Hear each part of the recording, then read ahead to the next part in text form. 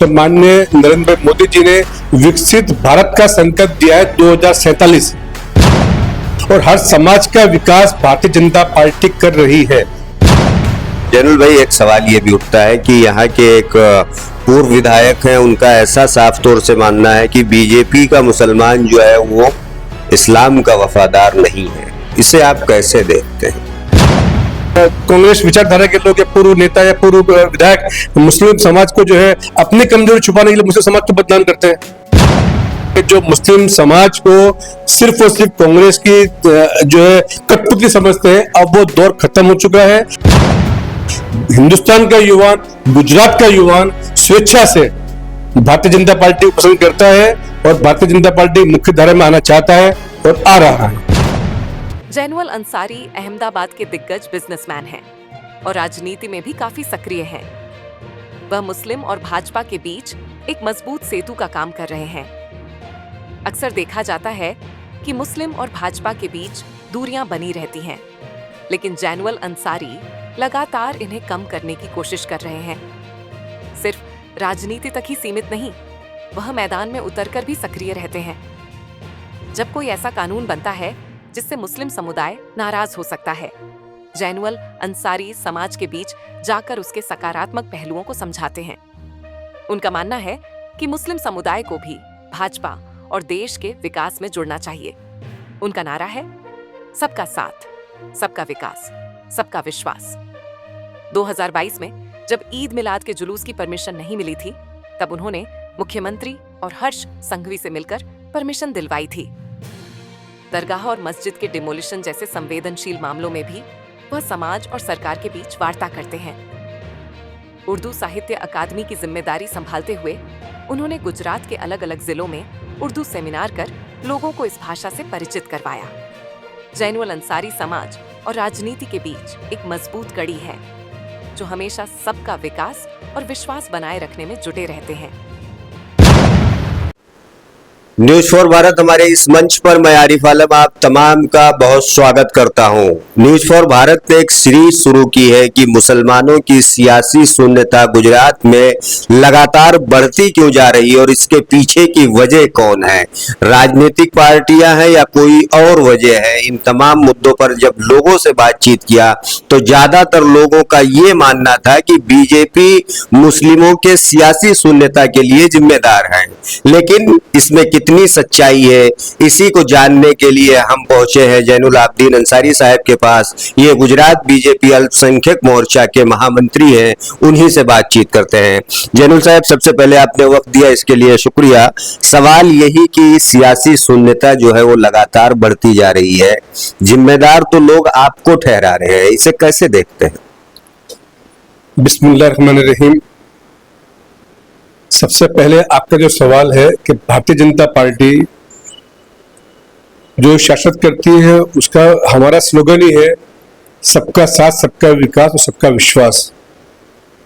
माननीय वजीर आजम प्रधानमंत्री जी 2014 से जब से हिंदुस्तान की कमान संभाली है और आज दिन तक हिंदुस्तान के पहले प्रधानमंत्री हैं जिन्होंने अपना कार्यकाल, सबसे बड़ा कार्यकाल पूरा करा। ये हमारे लिए पूरे हिंदुस्तान के हर एक हिंदुस्तानी के लिए गौरव की बात है।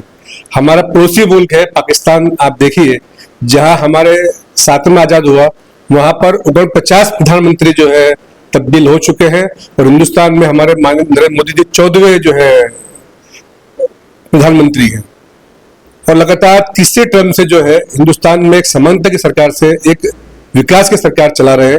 तो ये जो बातें हैं कि मुस्लिम समाज का सियासी दौर खत्म हो रहा है, ऐसा नहीं है। भारतीय जनता पार्टी जब नारा देती है कि भारतीय जनता पार्टी विकास की बात करती है, भारतीय जनता पार्टी समांतर विकास की बात करती है, तो माननीय नरेंद्र भाई मोदी जी ने विकसित भारत का संकल्प दिया है 2047।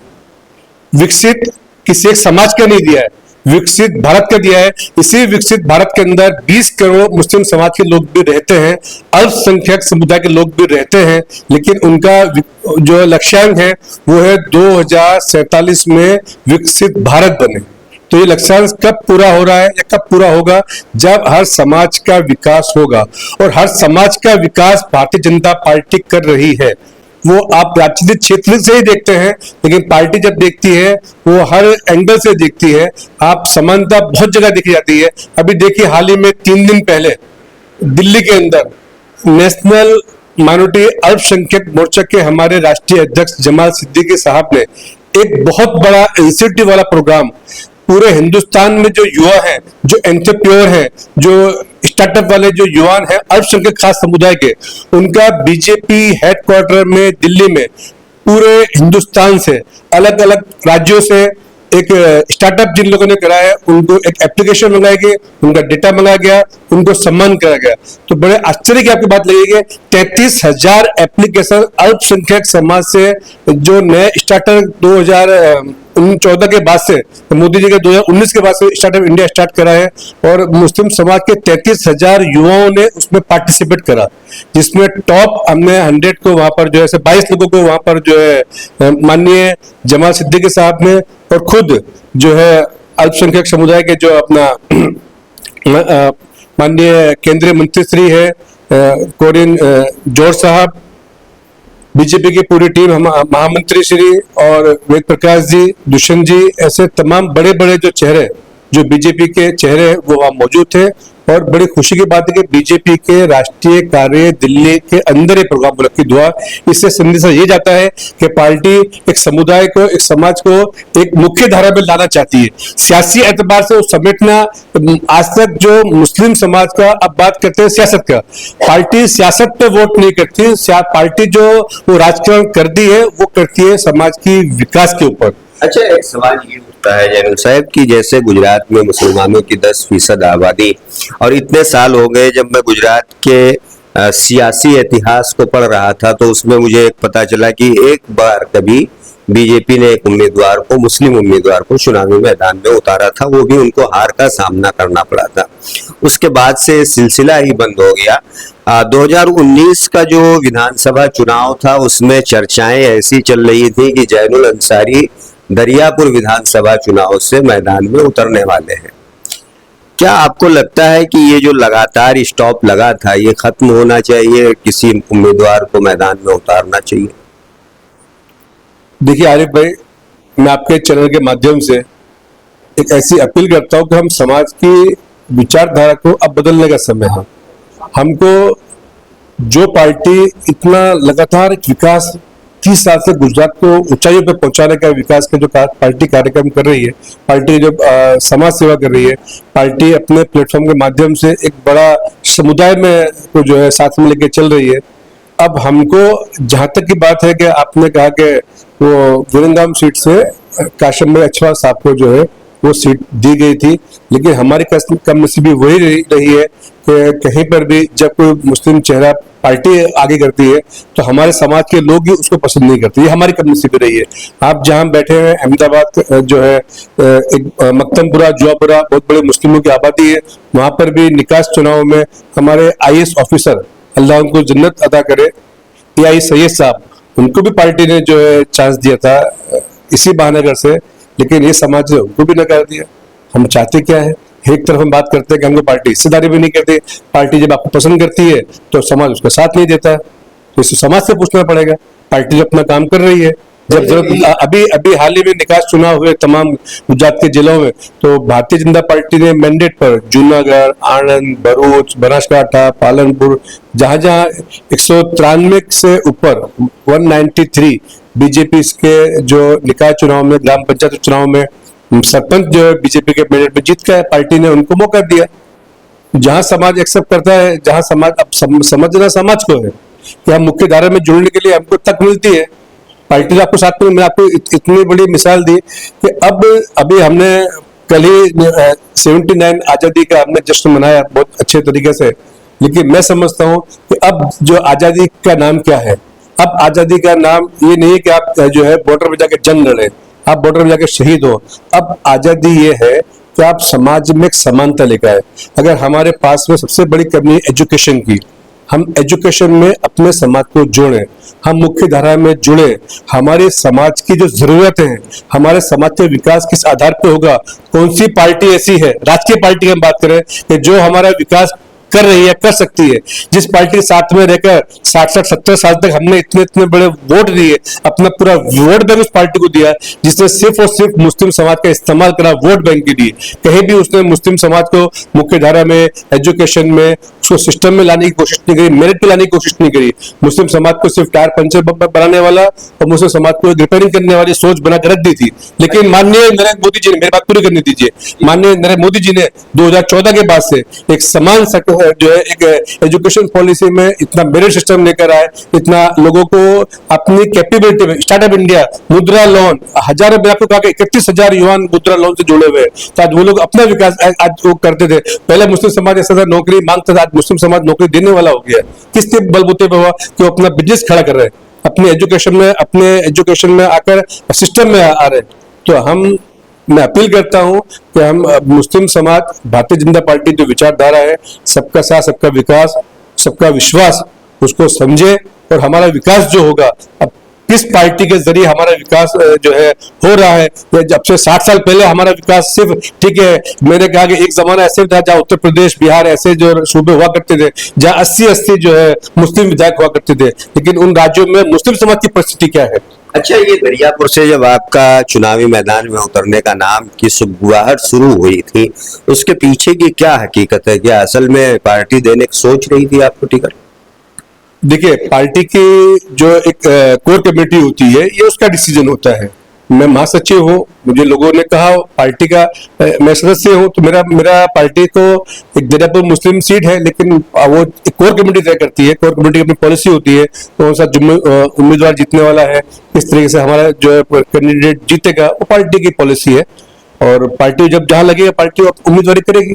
आने वाले दिनों में जो विधानसभा चुनाव होने वाला है 2027 में, क्या एक बार फिर से मौका मिलेगा, आप चुनावी मैदान में उतरेंगे? देखिए, मैंने कहा ये काम कोर कमेटी का होता है। पार्टी को हम जैसे अल्लाह चाह अगर जिस तरफ जो उम्मीदवारी रही वो देखेंगे, लेकिन जिम्मेदारी पार्टी, ये कोर कमेटी तय करती है, उस समय माहौल तय करता है। हमने अपना फर्ज निभाया, पार्टी समाज अपना फर्ज निभाए।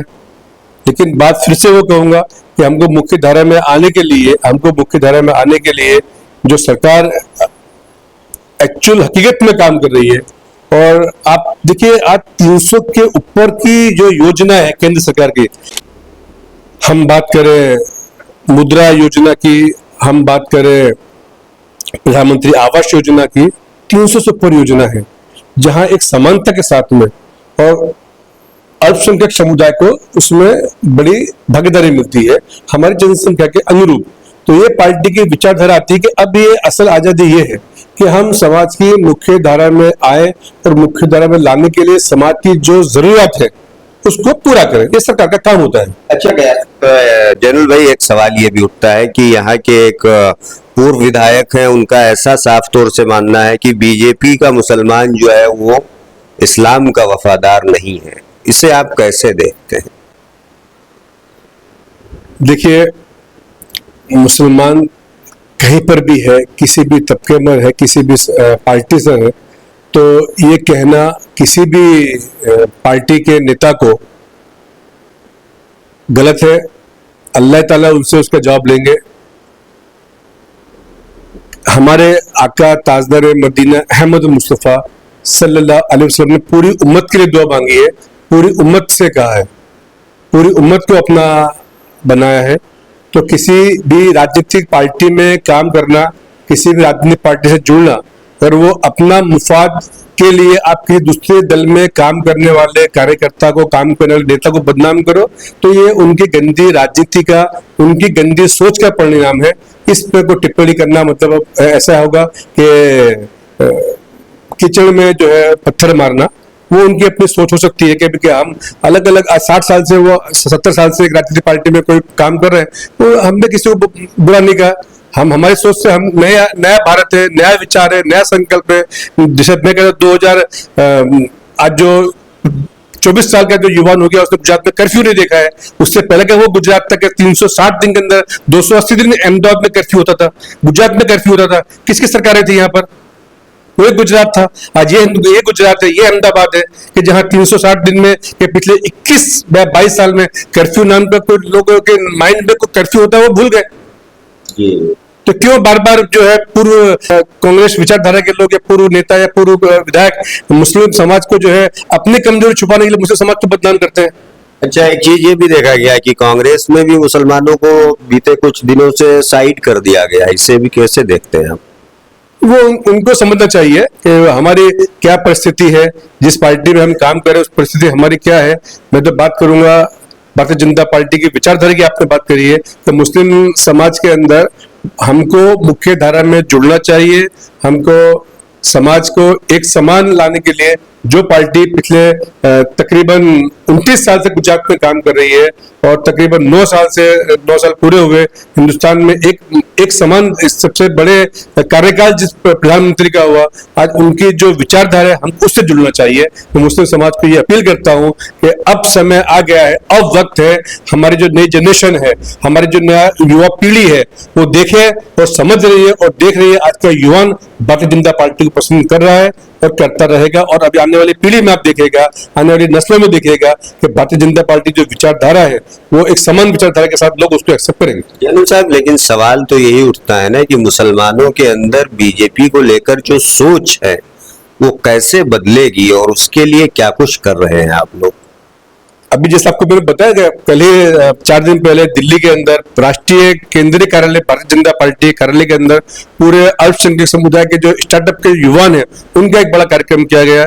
अब वो कार्यक्रम हम राज्य स्तर पर करेंगे, जिला स्तर पर करेंगे, ऐसी पार्टी की योजना है कि जो युवा अपने स्टार्टअप इंडिया में आइकॉन से आगे बढ़ रहे हैं उनको सरकारी क्या जरूरत पड़ सकती है, सरकारी प्लेटफॉर्म के जरिए उनका विकास किया जाए, उनकी जरूरत की जाए। हमारा काम वोट की राजनीति का भी है ही नहीं। भारतीय जनता पार्टी के भी वोट की राजनीति नहीं करती है, वो विकास की राजनीति करती है, अपने जो समाज की जरूरत है उसको पूरा करने की राजनीति करती है। हम जो समाज की जरूरत है उसको पूरा करेंगे और समाज उसको एक्सेप्ट करेगा। ये तो कांग्रेस की विचारधारा वाले जो रूढ़ी लोग हैं, जो जिन्होंने मुस्लिम समाज को अपना ठेकेदार समझ रखा है या जिनका हमेशा ये रहा कि मुस्लिम समाज जो है कांग्रेस की जहांगीर है, ये उन लोगों के लिए एक मैसेज है कि जो मुस्लिम समाज को सिर्फ और सिर्फ कांग्रेस की जो है कठपुतली समझते हैं। अब वो दौर खत्म हो चुका है। हिंदुस्तान का युवान, गुजरात का युवान स्वेच्छा से भारतीय जनता पार्टी को पसंद करता है और भारतीय जनता पार्टी मुख्य धारा में आना चाहता है और आ रहा है। कुछ कानून ऐसे बने हैं जिसकी वजह से कहीं ना कहीं रोड़ा पड़ रहा है, क्योंकि बहुत सारे मुस्लिम इससे नाराज है। 3 तलाक है, वक्फ है, यूसीसी है। कैसे इन तमाम चीजों को देखते हैं? क्या आपको लगता है कि आपके और मुस्लिम समुदाय के बीच जो पार्टी एक सेतु बना रही थी उसमें ये लोग ये चीजें रोड़ा बन के सामने आ रही? देखिए, आज कश्मीर का मुद्दा था, कश्मीर में धारा 370 हटाई तो वहां रोजगार क्या बढ़ा, तो किसको फायदा हुआ? मुस्लिम समाज को। आज कश्मीर की हम बात करें या और मुद्दे की बात करें या 3 तलाक की हम बात करें तो 3 तलाक एक साथ में देना शरीयत में भी नहीं था। आज हमारी कितनी माँ बहनें जो है अपने आप को सुरक्षित महसूस करती हैं। और मान्य अभी जो रक्षाबंधन का त्योहार गया, आपको बहुत बड़ा अचंभा होगा कि भारी मात्रा में, बड़ी संख्या में मुस्लिम बहनों ने हर जिला स्तर से, हर शहर से, हर राज्य से जो है मोदी साहब को राखी भेजी।